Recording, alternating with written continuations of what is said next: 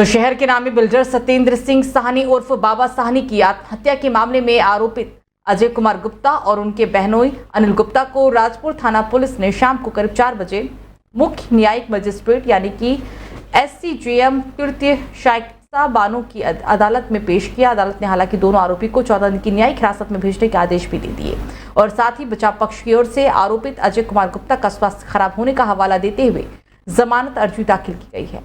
अदालत ने इस मामले में राजपुर थाना पुलिस को बीते सोमवार को ही जमानत संबंधी रिपोर्ट पेश करने के आदेश भी दिए हैं। हालांकि कारोबार में पार्टनरशिप के विवाद में शहर के नामी बिल्डर बाबा साहनी ने शुक्रवार को विवाहित बेटी के रोड पर ही अपार्टमेंट के 8वीं मंजिल पर स्थित फ्लैट की बालकनी से कूदकर आत्महत्या कर ली थी।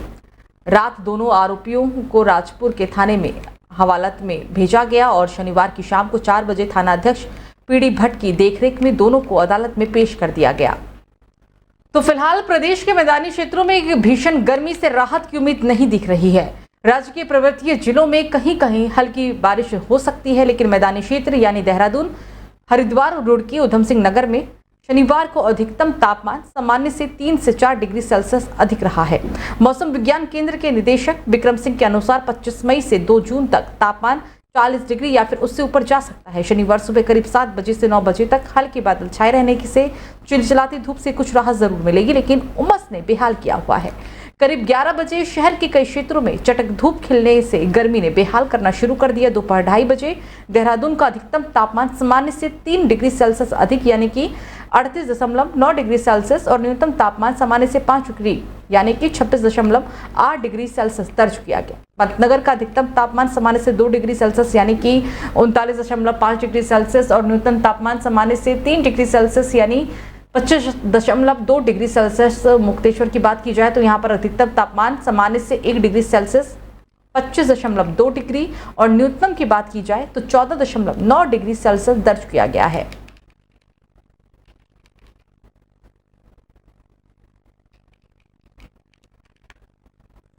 तो मैदानी इलाकों में पड़ रही भीषण गर्मी के चलते अब पर्यटकों ने पहाड़ का रुख कर लिया है। सप्ताहांत पर पहाड़ों के राजा के नाम से जाने वाले पर्यटक स्थल चक्राता में रौनक बढ़ गई है। यहां पहुंचे पर्यटकों ने गर्मी से निजात मिलने पर सुकून महसूस किया। पर्याप्त पार्किंग की व्यवस्था नहीं होने की वजह से सड़कें पार्किंग बन गई और इस कारण जगह जगह जाम की समस्या भी पैदा हो गई। पर्यटकों के उमड़ने से होटल, रिजॉर्ट, होम स्टे भी फुल हो गए हैं। हालांकि शनिवार को पर्यटकों की भारी भीड़ की वजह से बाजारों और पर्यटन स्थलों पर रौनक बढ़ गई। इस कारण पर्यटन व्यवसाय से जुड़े व्यापारियों के चेहरे भी खिल उठे।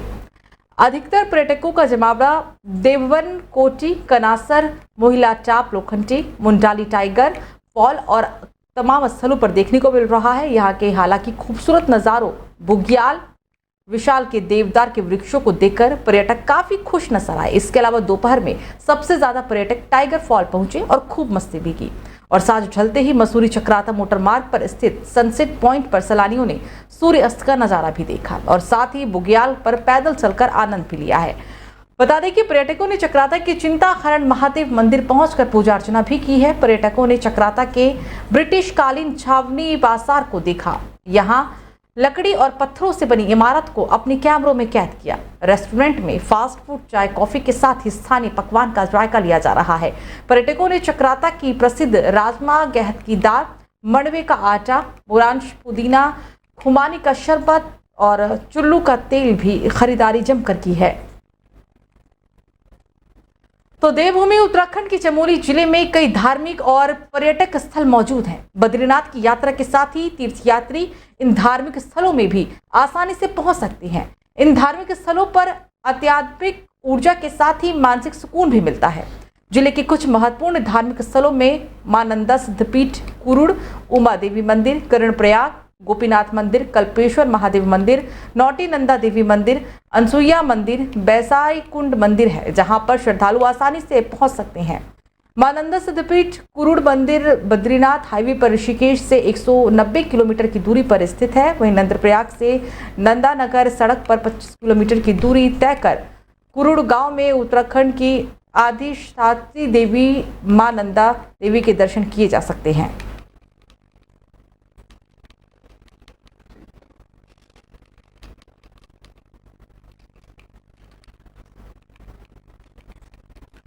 तो तो लक्सर कोतवाली में आज प्रतापपुर गांव के सैकड़ों ग्रामीण इकट्ठा होकर पहुंचे, जहां पर उन्होंने आरोपी युवकों के खिलाफ तहरीर देकर पुलिस से कार्रवाई की गुहार लगाते हुए मारपीट के बाद लापता किए गए युवक की बरामदगी की मांग की है।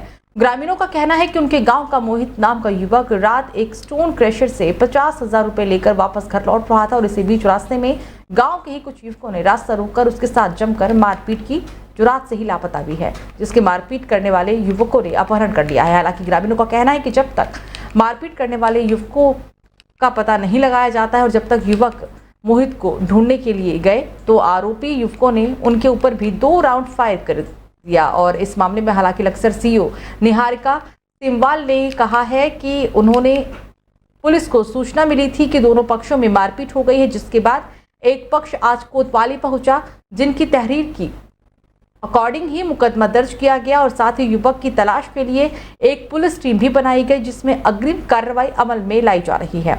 फायर करने वाले सवाल पर उन्होंने कहा है कि वो तहरीर के अकॉर्डिंग सामने आई हैं, जिसकी कोई वीडियो सामने फिलहाल नहीं आ सकी है और सीसीटीवी फुटेज भी खंगाले जा रहे हैं। जो भी तथ्य सामने आएंगे उसी के आधार पर आगे की कार्रवाई की जाएगी।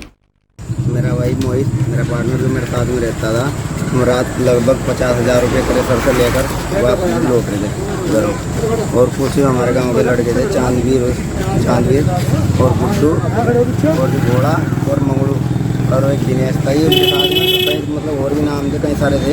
उन्होंने मारपीट करनी चालू कर दी और जो मेरे भाई कुछ कहते का सिर फाड़ दिया तो फिर रास्ता लापता अपहरण कर रखा जिसका। और अब सुबह से हमने ढूंढा तो रात जब हम उसके घर गए ढूंढने के लिए तो उसने चांदवीर ने 2 फायरिंग करी हमारे और फिर पूरी रात हो गई टोते अब तक नहीं मिल पाया।